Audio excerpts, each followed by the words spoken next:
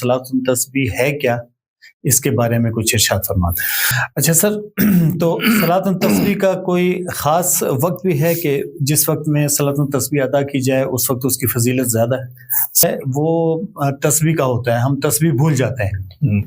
तो अगर कोई तस्बीह भूल गया, उसको याद नहीं रहा कि मैंने कितनी दफ़ा पढ़ी थी, क्योंकि क़याम में भी है तस्बीह, उसके बाद रुकू में भी है, फिर सजदे में भी है, फिर जलसे में भी है। ये है कि ठीक है, और अगर इंसान भूल ही गया कि कितनी दफ़ा मुझसे रह गई है, तो क्या आम नमाजों की तरह सजदा सहू भी होगा? ये तस्बीह पढ़ते हुए हम उंगलियों पर तस्बीह गिन सकते हैं या कि इसको दिल ही में गिने?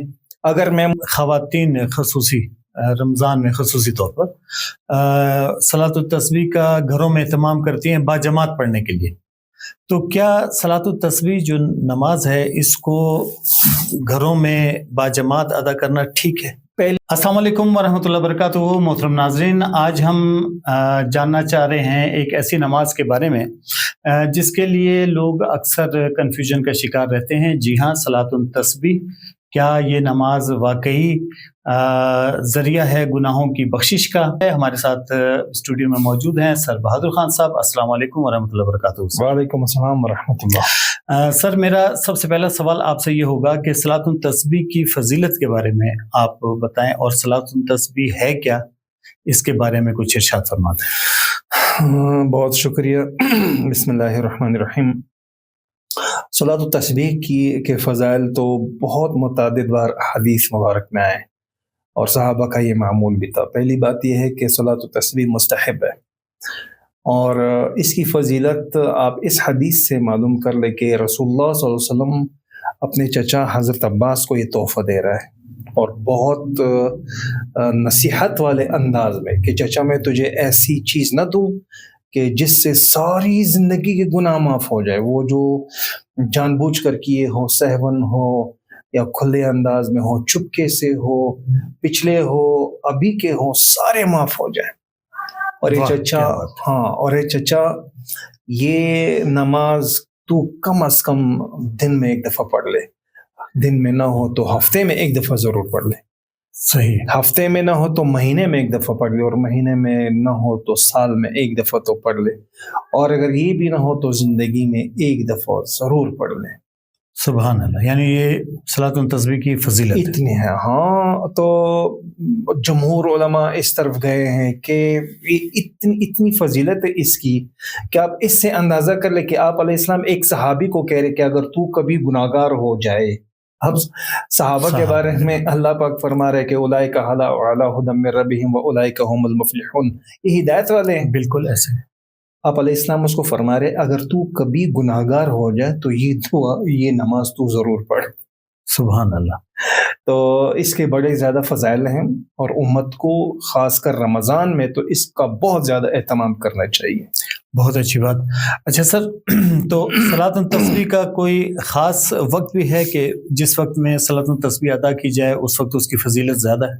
सलातुल तस्बीह आम नवाफिल की तरह है, जिस तरह नवाफिल के लिए अपने औकात होते हैं इसी तरह सलातुल तस्बीह के लिए, लेकिन ये दूसरे नवाफिल से मुख्तलिफ इसलिए है क्योंकि ये थोड़ी सी लंबी नमाज है। तो उलमा इसके बारे में फरमाते हैं कि इसका असल वक्त या तो आप ज़ोहर की नमाज के बाद पढ़ लें, सही, तो आप इशा की नमाज के बाद पढ़ लें। तो ज़वाल में इसको नहीं पढ़ना चाहिए, इशराक में और चाश्त में इसको नहीं पढ़ना चाहिए, अवाबीन में इसको नहीं पढ़ना चाहिए। तो इसका सही वक्त या तो ज़ोहर की नमाज के बाद या तो इशा की नमाज के बाद आप पढ़ लें।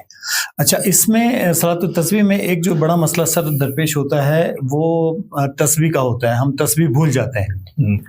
तो अगर कोई तस्बीह भूल गया, उसको याद नहीं रहा कि मैंने कितनी दफ़ा पढ़ी थी, क्योंकि क़याम में भी है तस्बीह, उसके बाद रुकू में भी है, फिर सजदे में भी है, फिर जलसे में भी है। ये है कि पूरे नमाज में एक तो ये है कि आप अलैहिस्सलाम ने ये भी फरमाया कि 4 रकात है ये, और एक ही सलाम से आपने इसको अदा करना है। सही।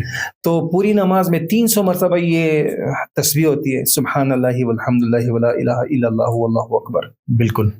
तो इसका मतलब हर रकात में 75 दफ़ा होती है। जी।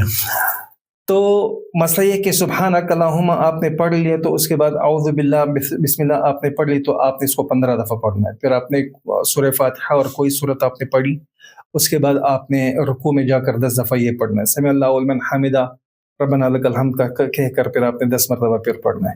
پھر آپ نے جا کر سجدے میں 10 مرتبہ، پھر آپ اٹھے جلسہ میں 10 مرتبہ، پھر سجدے میں 10 دفعہ، تو یہ کل ملا کر 75 بن جاتے، 75 بن جاتے ہیں. ٹھیک. تو کہیں سے اگر آپ بھول جائیں، مثال آپ نے 10 مرتبہ پڑھنا تھا، آپ 8 دفعہ پڑھ لی، لیکن آپ دوسری رکعت میں جب آ گئے آپ نے سوچا کہ میں نے تو پڑھ لی، اب 2 دفعہ رہ گئی نا تسبیح، جی. تو پھر آپ اس کو دوسرے رکن میں جو ہے آپ اس کو پڑھ سکتے ہیں. مثال کے طور پر آپ نے رکوع میں پہلے ہی سجدے میں آپ 2 مرتبہ بھول گئے.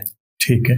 تو اب جب آپ سجدے سے اٹھے تو جلسہ ہے نا، تو جلسے میں بھی آپ نے 10 مرتبہ ہی تو پڑھنے. جی ہاں. تو علماء فرماتے ہیں کہ آپ نے جلسے میں نہیں پڑھنا ہے، کیونکہ اچھا. اس کے جو قریب ہے وہ مشترک ہو جائیں گے، کنفیوژن پیدا ہو جائے گی. ٹھیک. آپ نے دوسرے سجدے میں پہلے وہ 10 آپ نے پڑھنے جو پہلے ہی سے آپ نے پڑھنے، 2 جو وہاں فوت ہو گئے یہاں پر آپ نے ملا دینا ہے.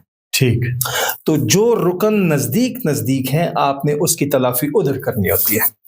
ٹھیک ہے. اور اگر انسان بھول ہی گیا کہ کتنی دفعہ مجھ سے رہ گئی ہے تو کیا عام نمازوں کی طرح سجدہ سہو بھی ہوگا؟ نہیں، یہ نوافل ہے. نوافل میں فرض نماز ہے، سنت ہے اور نوافل ہے. اس میں سجدہ سہو کوئی واجب آپ سے چھوٹ جائے، جی. کوئی سنت آپ سے چھوٹ جائے تو اس کے بعد آخر اتحیات میں آپ نے تو پڑھ لینا ہے. لیکن اگر کہیں پر آپ تسبیح ہی بھول جائیں 2 دفعہ 3 مرتبہ تو اس پر پھر سجدہ سہو واجب نہیں ہوتا. ہاں، اگر کوئی واجب آپ سے چھوٹ جائے تو جیسے دوسرے نوافل میں آپ سجدہ سہو کرتے ہیں، جس میں بھی آپ نے سجدہ سہو کر دینا ہے. اچھا، اب اس میں ایک کنفیوژن سر اور دور کریں کہ یہ تسبیح پڑھتے ہوئے ہم انگلیوں پر تسبیح گن سکتے ہیں یا کہ اس کو دل ہی میں گنیں؟ اگر میموری آپ کی اتنی اچھی ہے کہ آپ تخیل میں، خیال میں اس کو زبانی آپ یاد کر سکتے تو کر لیں. لیکن اگر آپ کے خشوع خضوع میں مسئلہ آتا ہے جی. کہ ادھر آپ کاؤنٹنگ کریں، ادھر آپ کے خشوع خضوع میں مسئلہ آ رہا ہے، تو علماء نے اس کے بارے میں یہ کہا ہے کہ جس طرح آپ یہاں پر ہاتھ باندھتے ہیں، ناف کے نیچے آپ ہاتھ باندھتے ہیں، تو یہ ہاتھ آپ کے یہ 5 انگلیاں ہیں. تو آپ نے ایک دفعہ پڑھ لیا نا سبحان اللہ والحمد للہ ولا الہ الا اللہ واللہ اکبر، تو یہ جو انگلی ہے نا اس کو آپ نے یوں دبا دینا ہے. دوسری دفعہ آپ نے پڑھا، دوسری انگلی کو آپ نے یوں دبانا ہے. تیسری دفعہ آپ نے پڑھا، تیسری انگلی کو یوں دبانا ہے. تو یہ 5 ہو گئے. اب دوسرے 5 جو آپ نے کرنے ہیں تو نیچے کا جو ہاتھ ہے وہاں سے بھی آپ نے 6 مرتبہ پڑھ لیا تو یہ والی انگلی آپ نے دبا دینی ہے. اس طرح آپ کی کاؤنٹنگ ہو رہی ہوگی اور آپ کا خشوع خضوع میں مسئلہ نہیں ہوگا. بہت اچھا. اچھا سر، اس میں ایک چیز اور ہم دیکھتے ہیں کہ خواتین خصوصی رمضان میں خصوصی طور پر صلاۃ التسبیح کا گھروں میں اہتمام کرتی ہیں باجماعت پڑھنے کے لیے. تو کیا صلاۃ التسبیح جو نماز ہے اس کو گھروں میں باجماعت ادا کرنا ٹھیک ہے؟ پہلی بات تو یہ ہے کہ عورتوں کی جماعت ثابت نہیں ہے. دوسری بات یہ ہے کہ نفل کی جماعت بھی آپ ثابت نہیں ہے. نہیں، عورتوں کی جماعت صرف عورتوں کے لیے اگر نہیں، عورت امامت نہیں کر سکتی، امامت ہی نہیں کر سکتی، وہ بھلے عورت ہو یا مرد ہو. عورت امامت نہیں کر سکتی. اب وہ استدلال پیش کرتے کہ حضرت عائشہ نے امامت کی تھی. جی. لیکن حضرت عائشہ رضی اللہ عنہا نے عورتوں کی تعلیم میں اس کو سکھانے کے غرض سے اس آگے خود کڑی ہوئی تھی کہ جس طرح میں پڑھ رہی ہوں آپ نے اس طرح نماز پڑھنا ہے. صحیح. تو اس نے امامت نہیں کی تھی، اس نے صرف مشق کرائی تھی سکھانے کی نیت سے. اب یہ اس پر استدلال کرتے ہیں کہ حضرت عائشہ نے امامت کی تھی. ایسا بالکل نہیں ہے. عورت امامت نہیں کر سکتی اور نفل کی بالکل آپ جماعت کر بھی نہیں سکتے. نفل کی تو جماعت ہوتی بھی نہیں، وہ تو فرائض صحابہ سے بالکل یہ ثابت بھی نہیں ہے. جی ہاں، یہ منفرد ہے. اس میں یہ انفرادی طور پر نماز ہے آپ کے اور اللہ پاک کے درمیان، اس کی بہت زیادہ فضائل ہے، لہٰذا یہ منفرد یعنی اکیلے ہی آپ نے پڑھنی ہے. تو آپ کو کیا مشورہ دیتے ہیں کہ رمضان میں روزانہ ایک صلاۃ التسبیح کا اہتمام تو آپ ذرا سوچیں کہ رمضان میں نفل فرض کے برابر ہو جاتی ہے. جی ہاں. اور ایک فرض 70 فرض کے برابر جو ہو جاتی ہے. تو آپ ذرا سوچیں من جاء بالحسنۃ فلہ عشر امثالها. جی. اور مثل الذین ينفقون اموالهم فی سبیل اللہ کمثل حبہ. اب ایک عمل پر آپ کو 700 اجر مل رہا ہے تو وہ 700 پھر رمضان میں کہاں تک پہنچ جاتا ہے؟ بالکل. میں کہتا ہوں نادان ہے، ناسمجھ ہے کہ اس فضائل کو سن کر بھی پھر بھی وہ صلاۃ و تسبیح کے چسکے نہ اڑائیں. اور اس سے مزے نہ اٹھائیں اور اللہ پاک کی رحمت کو نہ کھینچیں۔ سبحان اللہ، بہت ہی قابل قدر گفتگو رہی ہے ہماری، اور امید ہے کہ ناظرین آپ اس بات کو اچھی طریقے سے سمجھ گئے ہوں گے، صلاۃ التسبیح کی فضیلت کو بھی جان گئے ہوں گے، اور اہتمام کریں صلاۃ التسبیح کا روزانہ۔ آپ سے گزارش ہے کہ اب تک آپ ہمارے ساتھ رہے، بہت بہت شکریہ۔ ہمارے چینل کو سبسکرائب کرنا نہ بھولیں، لائک کر دیں۔ آپ کے کمنٹس پچھلی ویڈیو میں بھی بہت زیادہ آئے، کچھ سوالات بھی آئے، ان کے جوابات انشاءاللہ تعالی ہماری اگلی ویڈیو میں ضرور دیں گے۔ اس ویڈیو کے متعلق اور اس موضوع کے متعلق اگر آپ کے ذہن میں کوئی بھی سوال ہو، کسی قسم کا کوئی مسئلہ ہو آپ کے ذہن میں، تو آپ ہم سے رابطہ ضرور کیجیے۔ بہت بہت شکریہ، والسلام۔